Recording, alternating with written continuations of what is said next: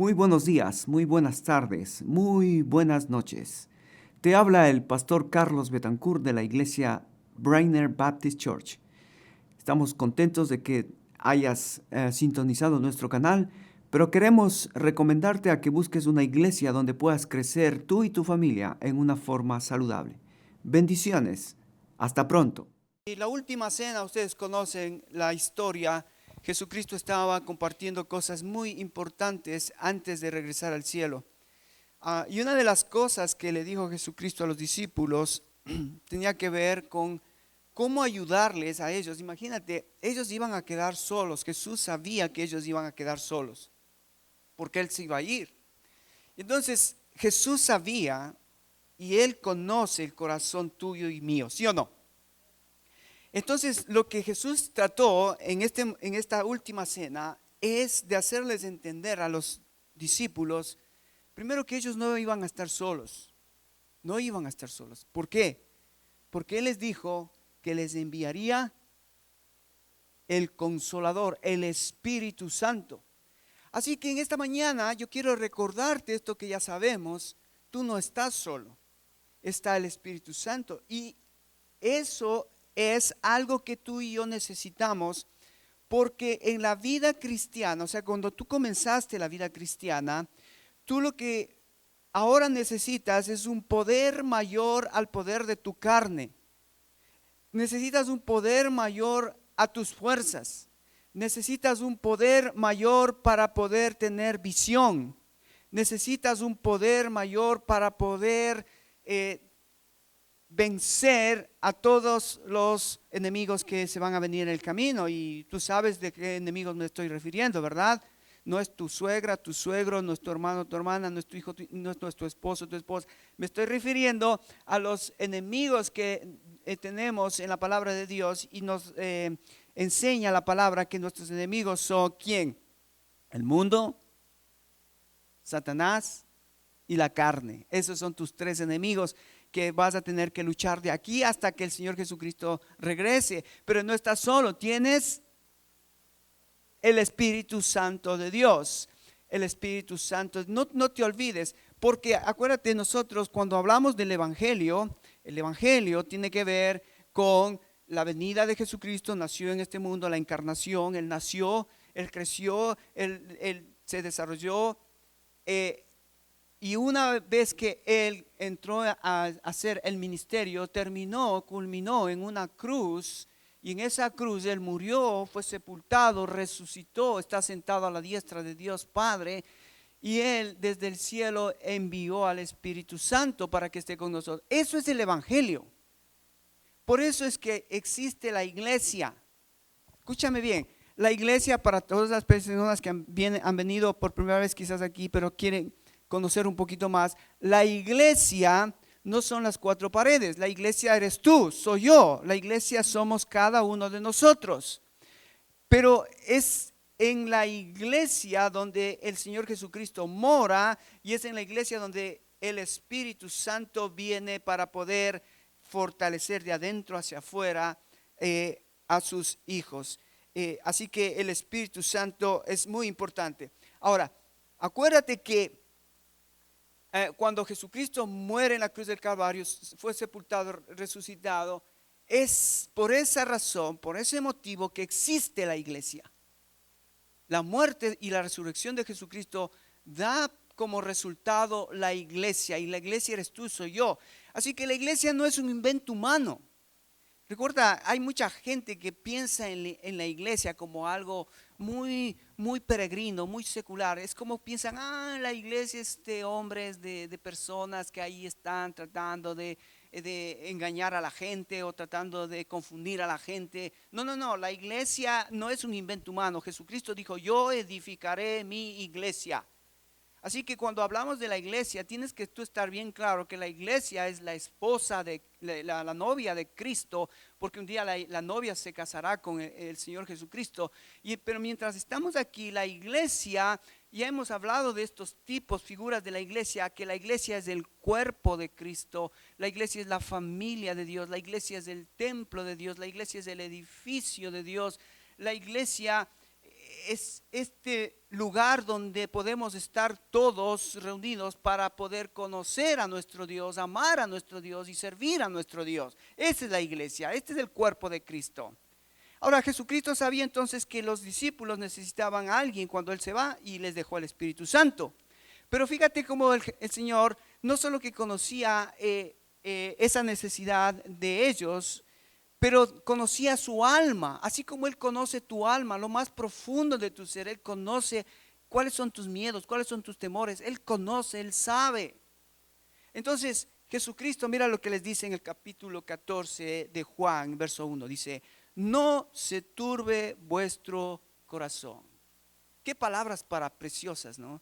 En esta mañana, si tú estás en esta mañana con un corazón agitado, esa es la palabra turbar, agitar, mover.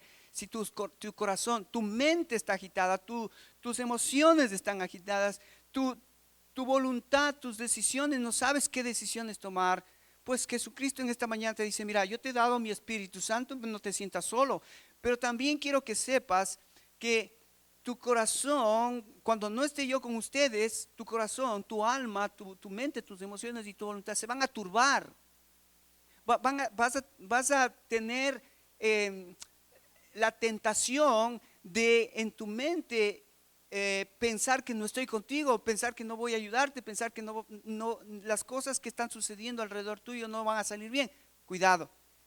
Jesucristo les dijo a los discípulos, no se turbe vuestro corazón, no se turbe vuestra mente, no se turbe vuestras emociones, no se turbe vuestras decisiones, voluntad que tienes que hacer en la vida. Wow.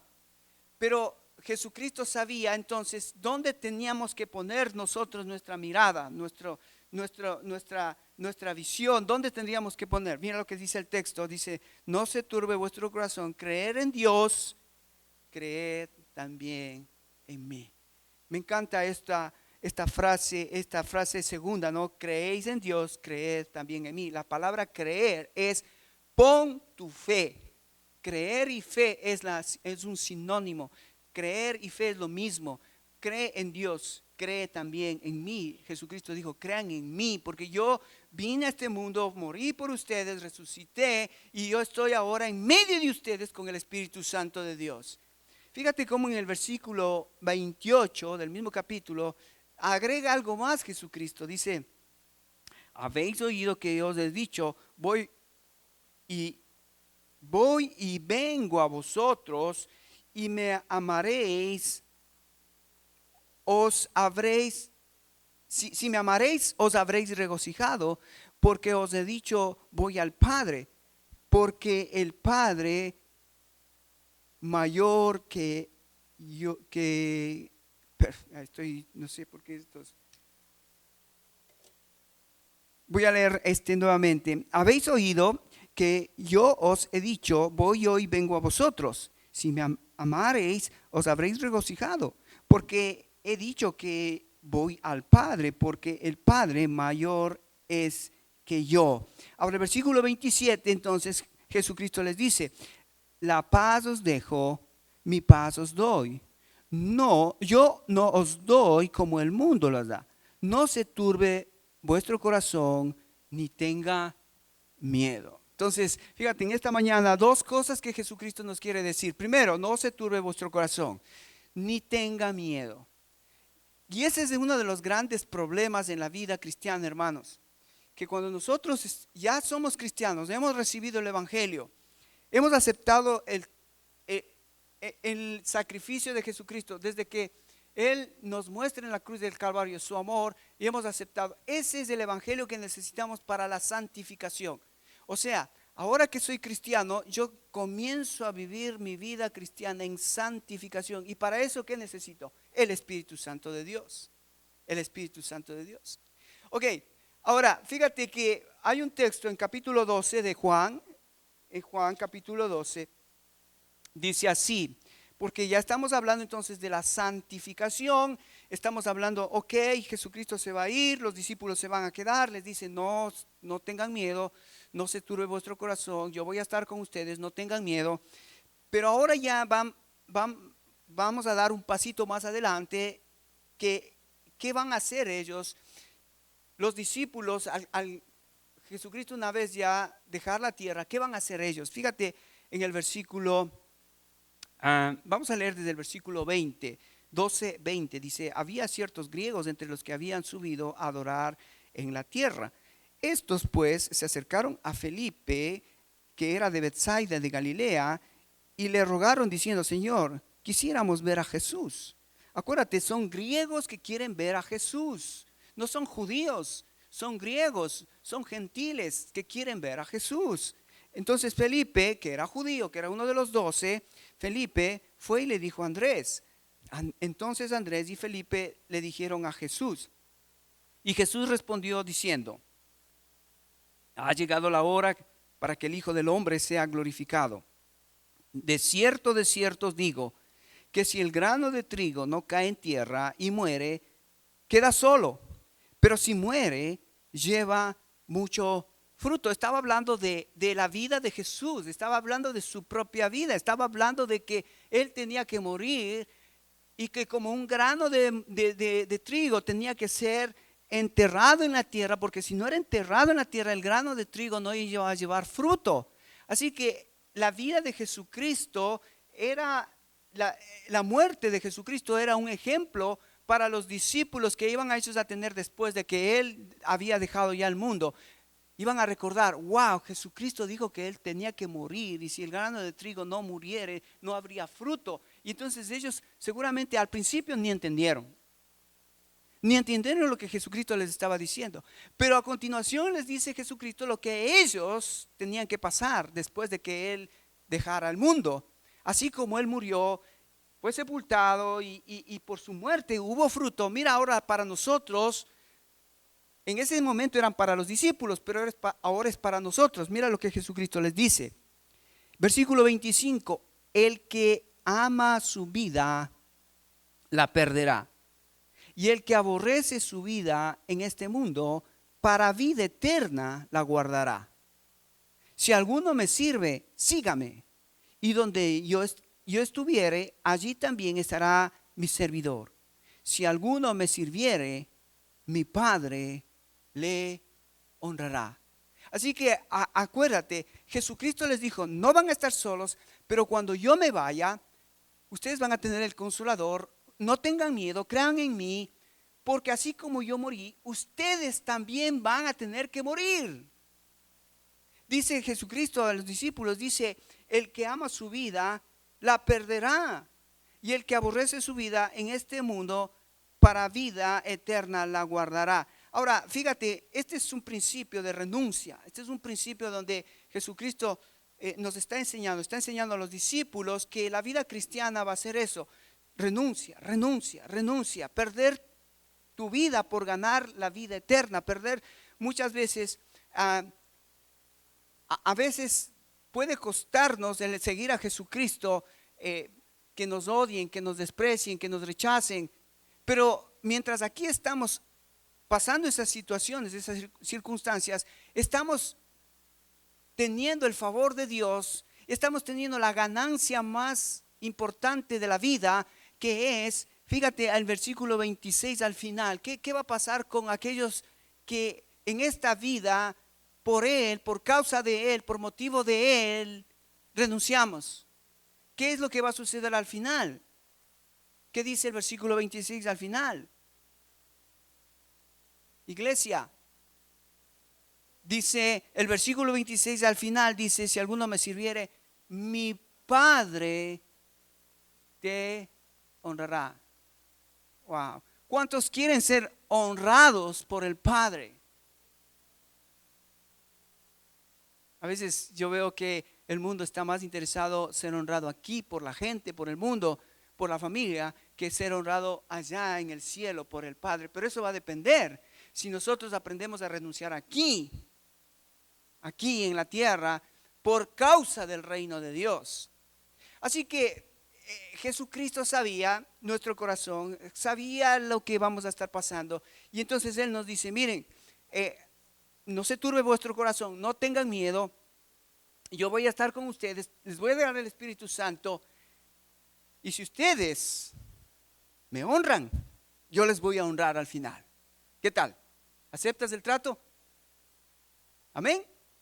Oye, entonces ahora vamos a ir al Antiguo Testamento a ver cómo esto funciona en la práctica, ¿ok?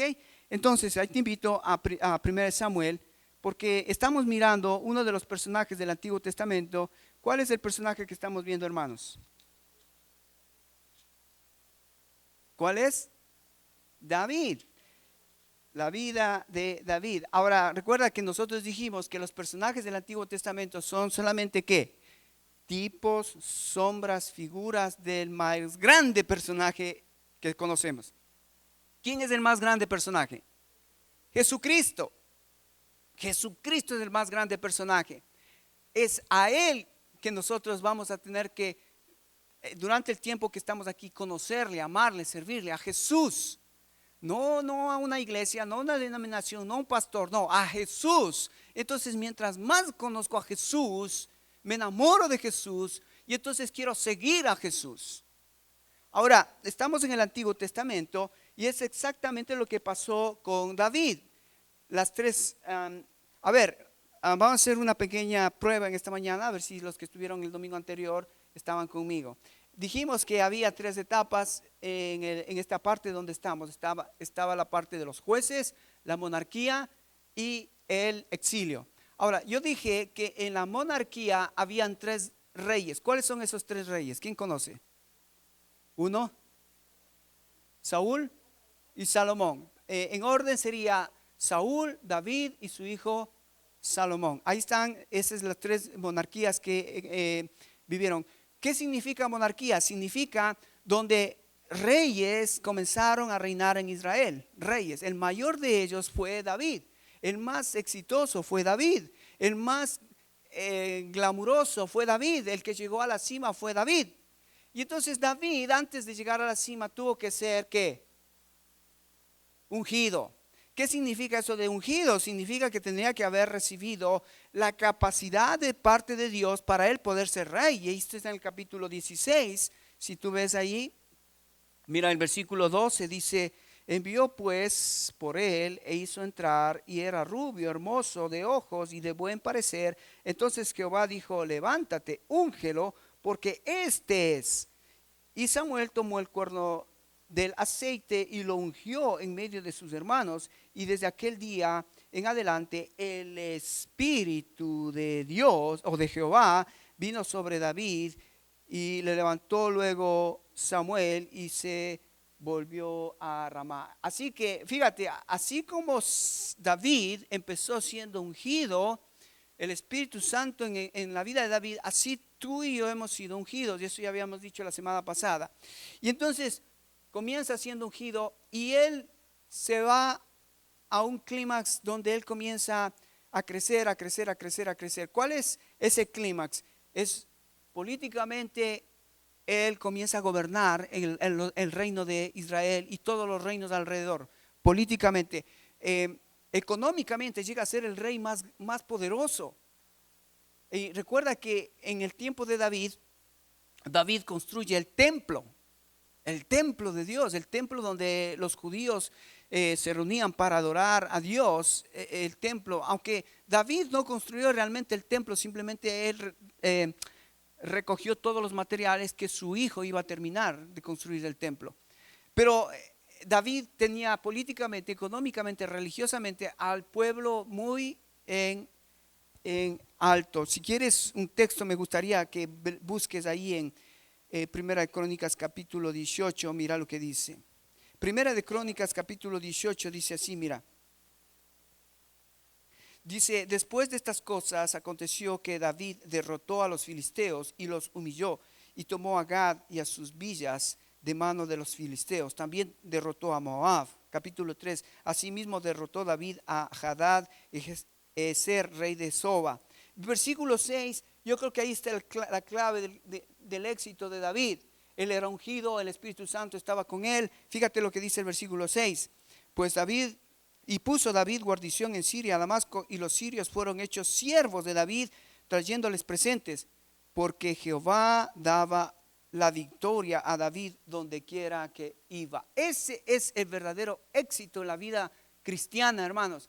cuando todo lo que haces en la voluntad de Dios, la mano de Dios comienza a dirigirte, comienza a prosperarte, comienza la bendición, cuando hacemos todo conforme a la mano de Dios, a la voluntad de Dios. Fíjate en el versículo 13, exactamente la misma idea. Y puso guarnición en Edom, y todos los edomitas fueron siervos de David, porque Jehová daba el triunfo a David donde quiera que iba. ¿No te gustaría eso en tu vida? A mí me encanta escuchar esto, que la mano de Dios está sobre Brainer. La mano de Dios está sobre los hijos de Dios en Brainer. Y en cualquier lugar donde hay un hijo de Dios que quiere honrar a Dios. Acuérdate que Jesucristo les dijo a los discípulos: si ustedes me sirven, mi Padre les honrará.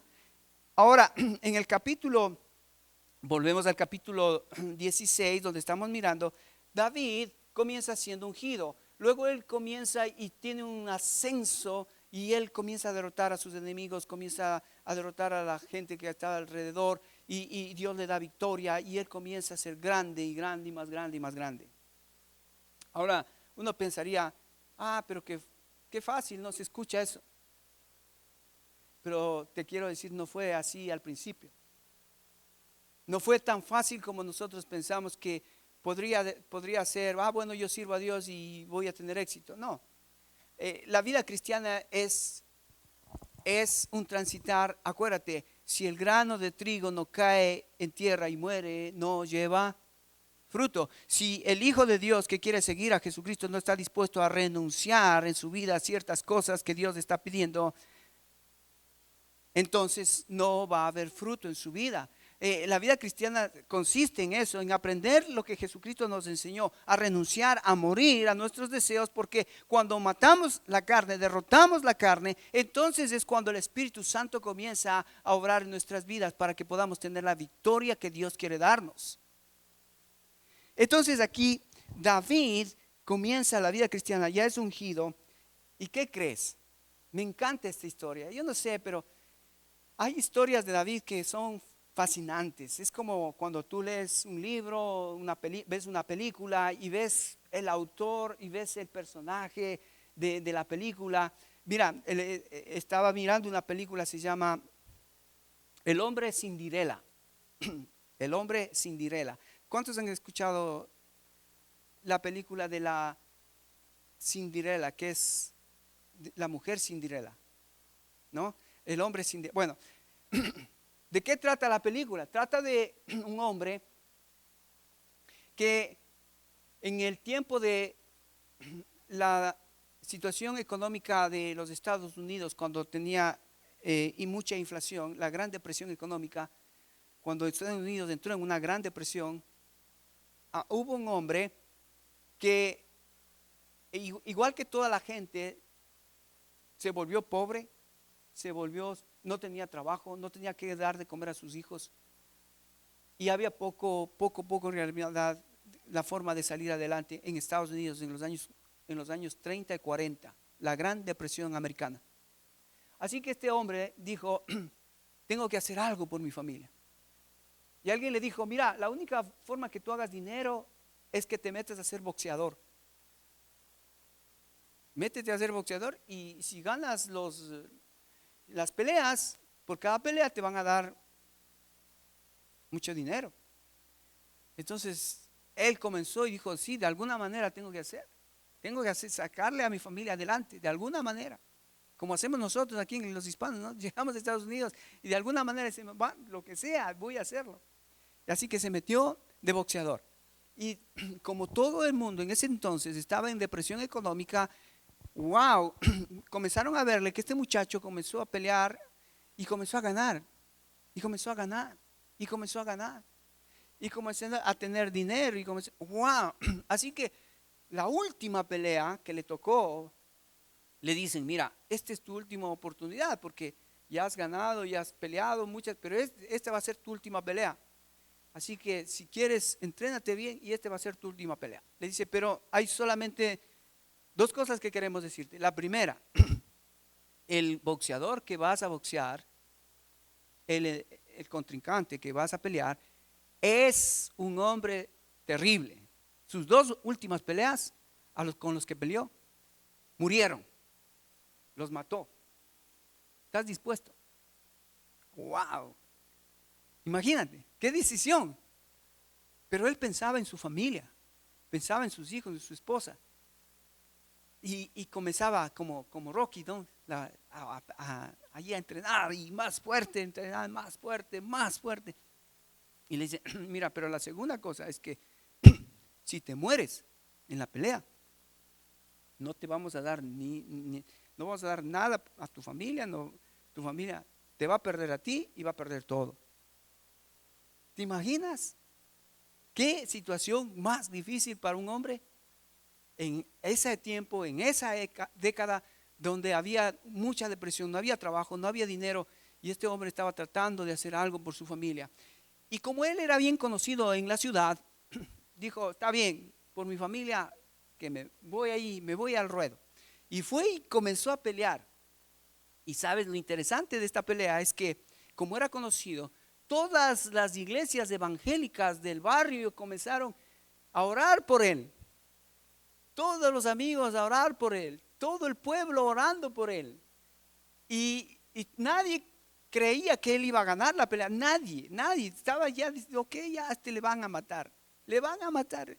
Es como el sábado dijeron, no, los mexicanos les van a matar, y les mataron, pobrecitos. Pero bueno, pero qué increíble que este hombre decidió el desafío de pelear por su familia. Voy a pelear por mi familia. Y entonces empezó la pelea y llegaron al 15º round, y el hombre aguantó los 15 rounds y ya terminaba el último round, y el hombre se acordó de la película que le mostraron cuando le dijeron que él había matado a los dos últimos, y él dijo, yo quiero ver esas películas, y le mostraron, y él vio una y otra vez, y él se acordó de la película que el hombre venía, y como ya él estaba cansado, y él hacía así el brazo, y con el último golpe les dejaba noqueados. Él se acuerda y él se queda así quietito hasta que él haga el brazo así, y cuando él suelta el derechazo, él se agacha y pasa el brazo, y entonces el hombre le termina acabándole al otro. Fue increíble. ¿Sabes por qué te cuento esto? Porque así como este hombre, así como David, tú y yo vamos a tener que pelear la buena batalla. Tú y yo vamos a tener que en algún momento de la vida enfrentarnos a un Goliat. Tú y yo, un momento de la vida, va a aparecer alguien que te va a hacer sentir miedo, temor. ¿Y ahora qué hago? ¿Y ahora qué hago con las deudas? ¿Y ahora qué hago con la enfermedad? ¿Y ahora qué hago con mis hijos? ¿Y ahora qué hago con... ¿Cuál es tu gigante? ¿Cuál es tu gigante? Yo creo que en esta mañana Dios te ha traído para mostrarte tu gigante. Y quiero decirte que en el nombre de Jesucristo podemos vencer a ese gigante. Porque quiero que veas conmigo el capítulo 17. Mira lo que nos cuenta la Biblia. Y esto es interesante porque la Biblia no nos deja ambiguo esto, que David tuvo que pelear con su gigante. ¿Y cuál fue el gigante de David? Ven conmigo, capítulo 17. Capítulo 17. Siempre va a haber en tu vida un filisteo. Un filisteo significa un enemigo. Y los filisteos son aquellos que no son del pueblo de Israel. Los filisteos siempre van a ser aquellos que van a tratar de impedir que el pueblo de Dios crezca, se desarrolle. Pero entonces aquí está David, aquí está el pueblo de Israel versus su más grande enemigo de aquel entonces. Dice el versículo 1, los filisteos se juntaron sus ejércitos para la guerra y se congregaron en Soco, que es de Judá, y acamparon en Soco y a Seca en Efes Damín. También Saúl, los hombres de Israel se juntaron y acamparon en el valle de Ela y se pusieron en orden para la batalla contra los filisteos en el valle de Ela. Estamos capítulo 17, versículo 1, 1 Samuel. 1 Samuel capítulo 17. Aquí entonces vas a ver que se encuentra, va a haber una lucha donde el pueblo de Israel, comandado por Saúl, y el pueblo de los filisteos, comandado por uno de los filisteos, llamado Goliat, van a enfrentarse. Entonces, quiero que notes, esto es interesante, quiero que notes, ¿quién era el enemigo de los israelitas? Fíjate en el versículo 4. Salió entonces del campamento de los filisteos un paladín. ¿Sabes esa palabra paladín? ¿Sabes qué significa? Un héroe. Un héroe. ¿Sabes qué es un héroe?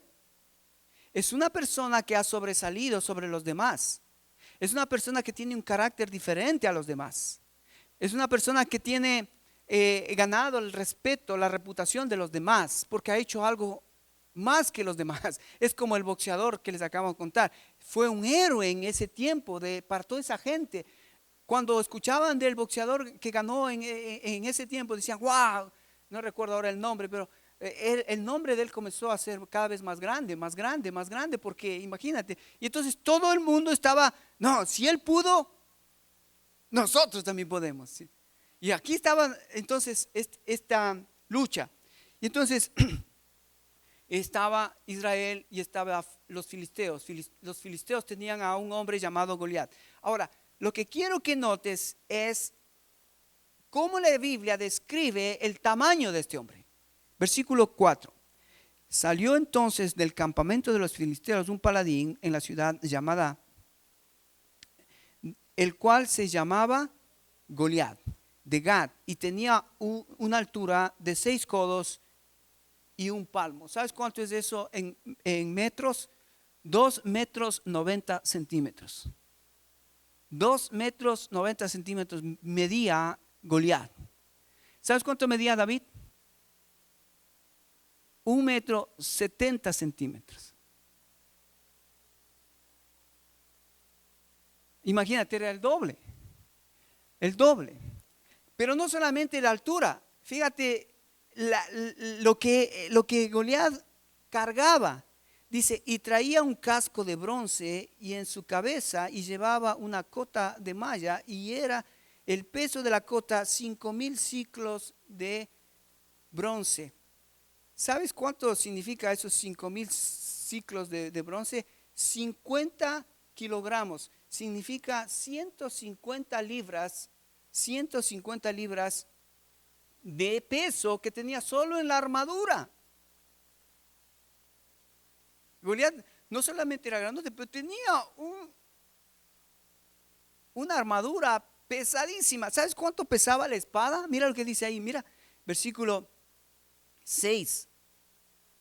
Perdón, el 5. Y traía un casco de bronce y su cabeza y llevaba una cota de malla y era el peso de 5,000 ciclos de bronce sobre sus piernas y traía grebas de bronce y jabalina de bronce entre sus hombros.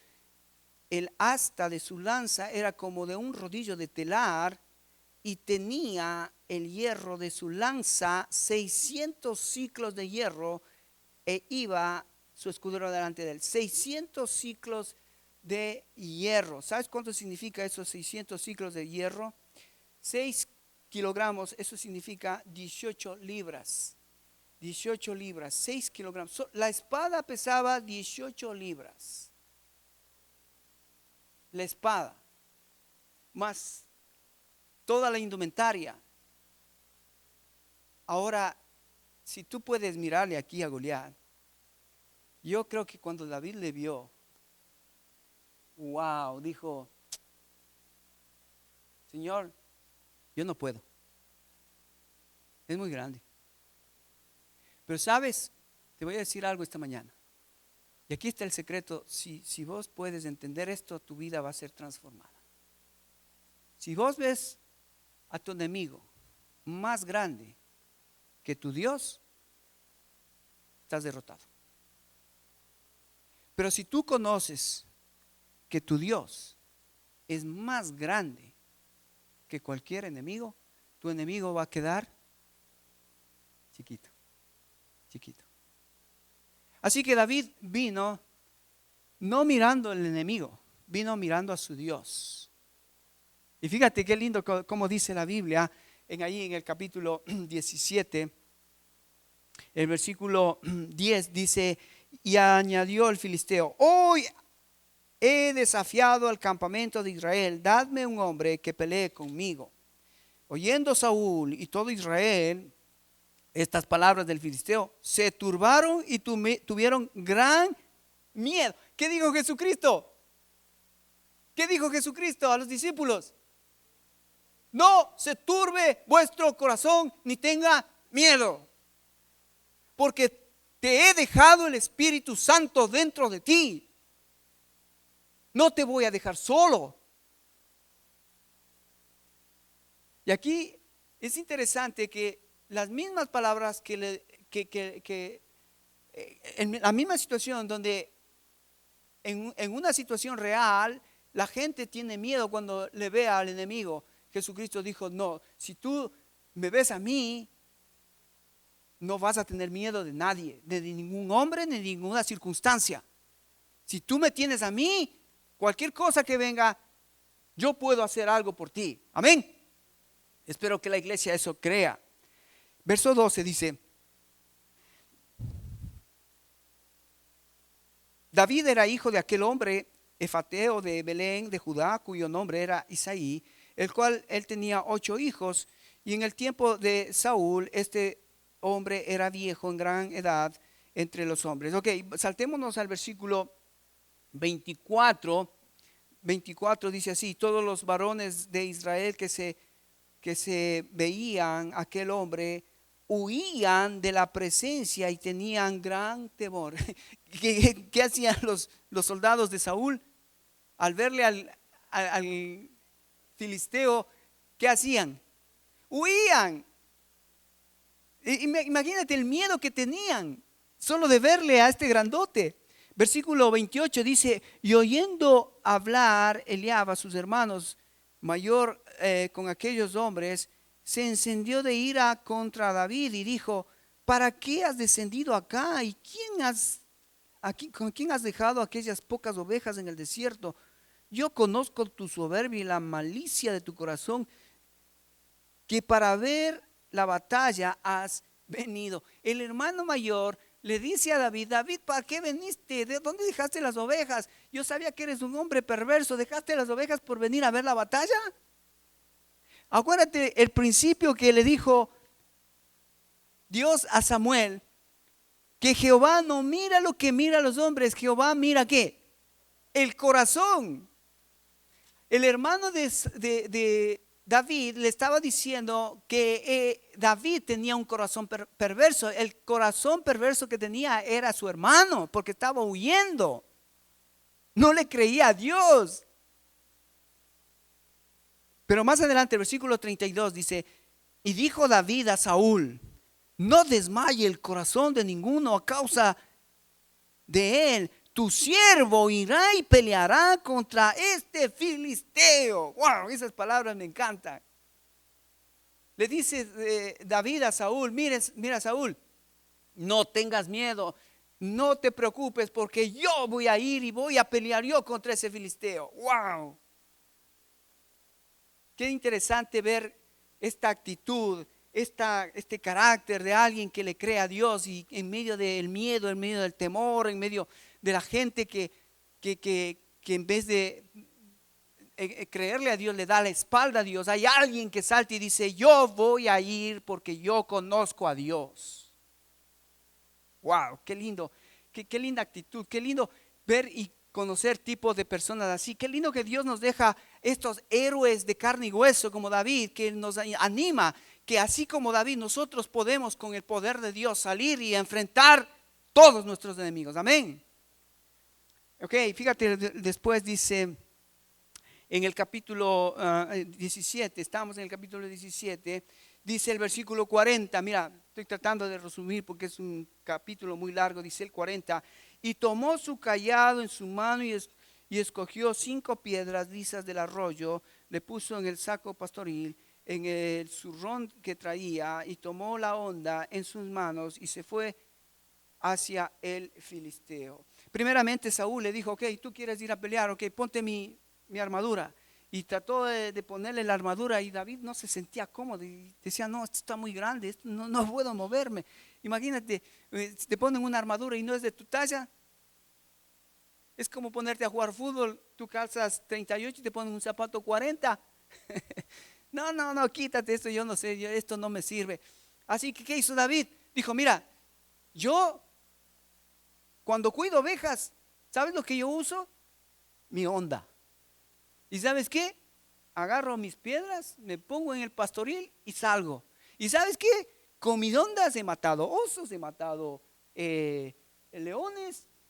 Así que, Saúl, quédate con tu armadura, que yo me voy con mi ondita y con mis piedritas. ¿Ah, sí? Sí, bueno, que Dios te bendiga. Le mandaron ahí a David al frente. Así que versículo 46, Jehová te entregará hoy en mi mano y yo te venceré y te cortaré la cabeza y daré hoy los cuerpos de los filisteos a las aves del cielo y a las bestias de la tierra, y toda la tierra sabrá que hay un Dios en Israel. Me encanta este varón, me encanta este hombre. Él hacía, todo lo que él hacía era porque él quería honrar a Dios, que todo el mundo conociera de Dios. Él quería que toda la gente que estaba alrededor de Israel supiera quién es este gran Dios. Estamos entonces en el versículo 47. Ahora saltamos al versículo 50. Así venció David al filisteo con honda y piedra, e hirió al filisteo y lo mató sin tener David la espada en su mano. ¡Wow! Qué impresionante la vida de este muchacho, que nos enseña que cuando nosotros confiamos en Dios, le honramos a Dios, Dios está a nuestro favor. Y Dios va a hacer algo que nosotros humanamente no estamos en la capacidad de hacerlo: vencer nuestros gigantes. Es Dios a través nuestro que Él va a hacer que eso suceda, hermanos. No creas lo que mucha gente está diciendo ahí por la televisión. Tú sí se puede, tú puedes, esfuérzate, tú vas a hacerlo, tú vas a salir, tú vas a ser exitoso. Tú, no. Hermano, no, tú no puedes, necesitas un poder mayor, y ese es el Espíritu Santo que Dios te ha dado para que a través del Espíritu hagas obras mayores que Él mismo dijo que las hizo y que nosotros los íbamos a hacer. Es Él a través nuestro, ese es el secreto. No es que tú puedes, no, tú no puedes, entiende eso. Tú no puedes, necesitamos un poder mayor que actúe en mí, para que es a través de ese poder que el Espíritu de Dios toma mi cuerpo, toma mi mente, toma mis emociones, toma mi voluntad, y entonces juntos podemos glorificar a Dios, porque de eso se trata la vida, glorificar a Dios, no a ti. ¿Entendiste, hermano? Y David es un héroe que nos enseña eso, que a través del poder de Dios podemos vencer a nuestros gigantes. Amén. Ahora, vamos rapidito al Nuevo Testamento para terminar. En el Nuevo Testamento, capítulo 6 de Efesios, vos vas a ver que ahí, yo te dejo de tarea, pero lee todo el capítulo de 6 de Efesios, pero ahí Pablo nos enseña que el cristiano necesita una armadura. ¿Y cuál es esa armadura?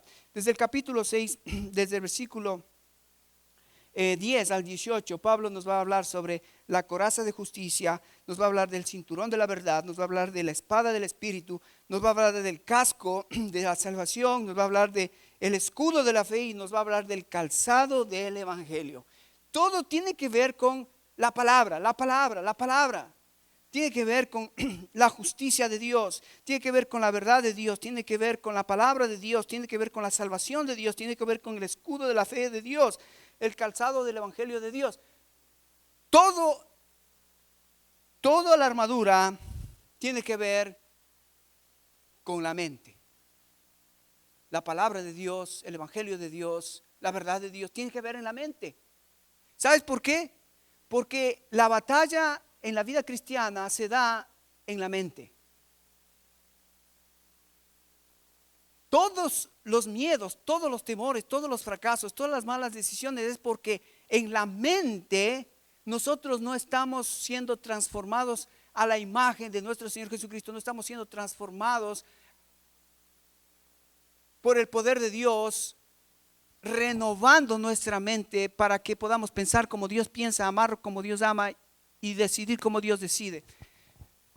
Mira, segunda de Corintios capítulo 10, vamos a terminar ahí. Ya, si en Efesios nos da Pablo la armadura para ponernos cada cristiano, no quieres tú andar puesto otra armadura, sino la armadura que Dios te ha dado. Pero la armadura del cristiano en Efesios capítulo 6 es bien clara, es una armadura espiritual, es una armadura que tienes que ponerte desde la cabeza hasta los pies. Es una armadura que te va a cubrir todo el cuerpo. Es una armadura que necesitas levantarte y saber que estás armado para enfrentar ese día al enemigo. Es una armadura que te va a ayudar no solamente a defenderte, pero a atacar cuando hay que atacar con la verdad del evangelio. Pero la batalla en realidad, la batalla que se lucha es en la mente. Mira lo que dice 2 Corintios capítulo 10, versículo, voy a leer desde el versículo 3. Pues aunque andamos en la carne, no militamos según la carne, porque las armas de nuestra milicia no son carnales, sino poderosas en Dios para destrucción de fortalezas. Nota aquí que tú y yo tenemos una arma no carnal, sino espiritual para destruir todas las fortalezas, o sea, todos los enemigos, y esto es interesante, estas fortalezas. ¿De qué está hablando Pablo cuando dice que podemos destruir todas las fortalezas? Fíjate en el versículo 5.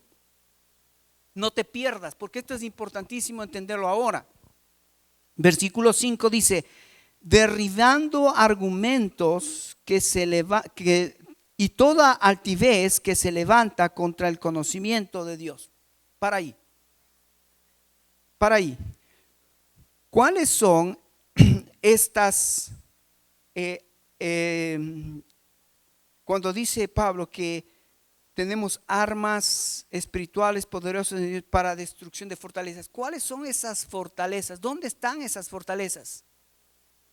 Esas fortalezas son esos pensamientos que nos hemos venido creyendo, esas mentiras que hemos venido creyendo a través de la vida, a través de los años, pensando que esa es la voluntad de Dios cuando sabemos que esa no es la voluntad de Dios. Entonces, cuando Pablo dice que tú y yo podemos destruir esas fortalezas con el poder de Dios, fíjate cómo dice Pablo en el versículo 5, dice: derribando argumentos. Me encanta eso. O sea, lo que Dios está diciendo, mira, tu lucha va a ser en la mente y tienes que en tu mente vencer y tratar de entender que eso, hay argumentos que tienes, excusas que tienes, cosas que tienes en tu mente que no te están permitiendo tener victoria. Entonces esos pensamientos, esos argumentos hay que quitarlos. ¿Cómo los quito, Pablo? Bueno, ahí dice, fíjate, versículo 5: derribando argumentos y toda altivez que se levanta contra el conocimiento de Dios. Ahí está la clave que Pablo nos da, el versículo 5: llevando cautivo todo pensamiento, ¿a qué?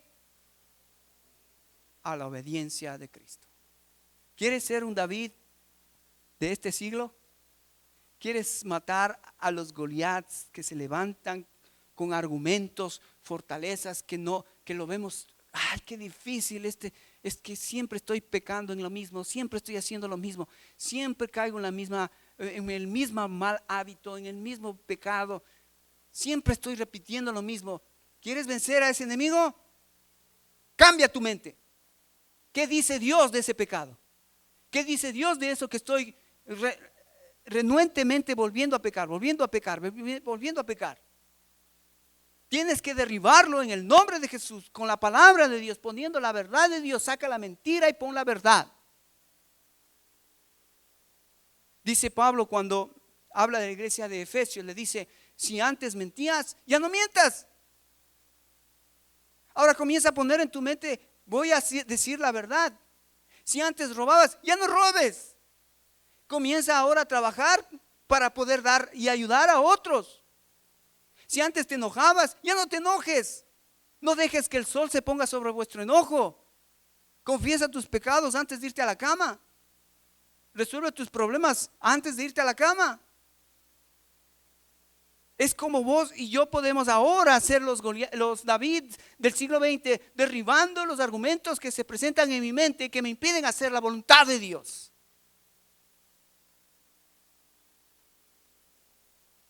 Y hoy necesitamos más que nunca Davids, hombres que quieren honrarle a Dios. Eso es lo que hizo David, ¿no?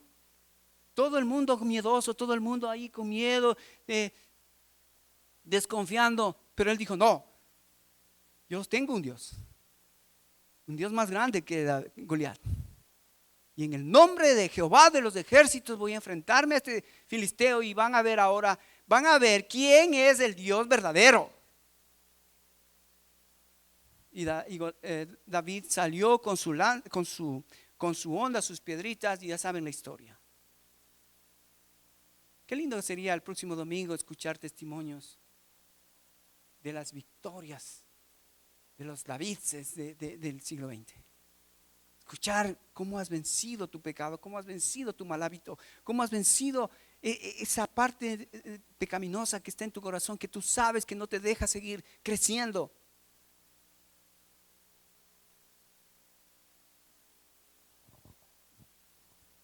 Estamos ya por terminar el año, hermanos. Ojalá que podamos terminar experimentando victorias. Porque la Biblia nos llama a ser más que vencedores. Amén. Ok, hermanos, vamos a terminar aquí. Cierra tus ojos, inclina tus ojos. Cierra tus ojos, inclina tu rostro para orar en esta mañana.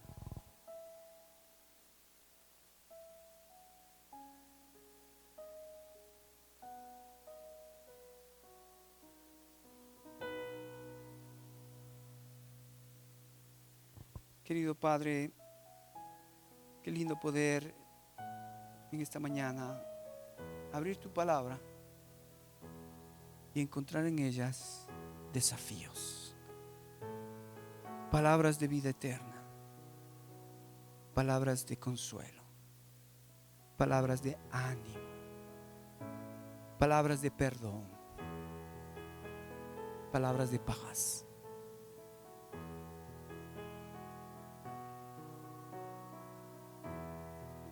Yo espero esta mañana, Señor, que los que hemos escuchado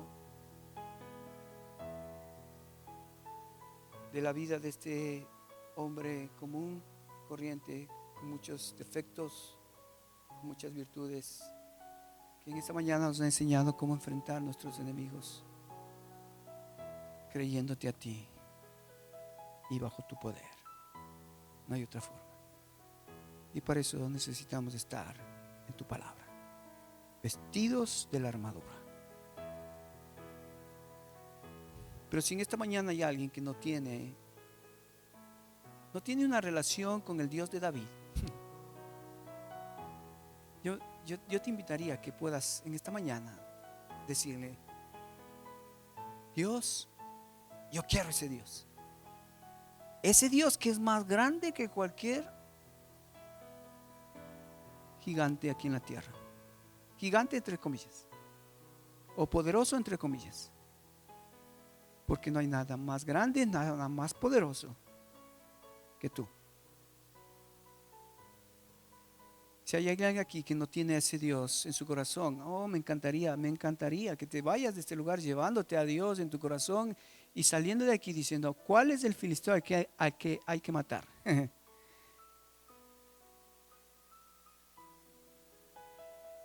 Me encantaría que vengas y nos compartas de tus victorias con Dios, con el Espíritu. Por eso te invito a que si no tienes a Cristo, ven a Cristo. Abre tu corazón, recíbelo. Dilo, Señor, estoy perdido, tengo miedo, no sé qué hacer con esto. Si tú no me ayudas, voy a fracasar, voy a perecer. Ayúdame, Señor.